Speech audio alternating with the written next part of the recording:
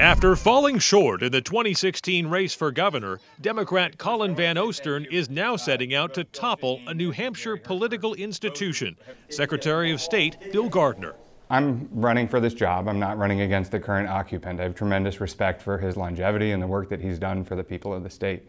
I also know that every eligible voter deserves to be able to vote without unnecessary bureaucracy or hassles. Gardner first took office in the 1970s. He has ferociously guarded New Hampshire's first-in-the-nation primary status, fending off challenges from both political parties over several decades.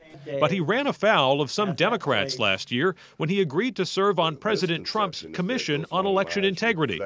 Van Ostern, who came to the state in the last decade to work on political campaigns and has since moved into the business sector, says it's time for a change. I think that things like banning corporate contributions or modernizing our state procedures or supporting local officials or helping with local control are more important than how long you've been in the job. When the president suddenly dissolved the Election Integrity Commission earlier this year, Secretary Gardner acknowledged that his participation could lead to a challenge from within his own party. You do what you think is right. If there's short-term pain, so be it.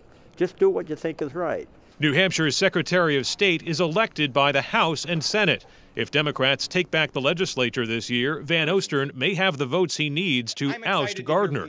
To aid his efforts, Van Ostern is launching a political action committee to fund and elect Democratic House candidates. It's as modern and professional a strategy as you can get, but political analysts say Gardner should not be underestimated. In Concord, Adam Sexton, WMUR News 9.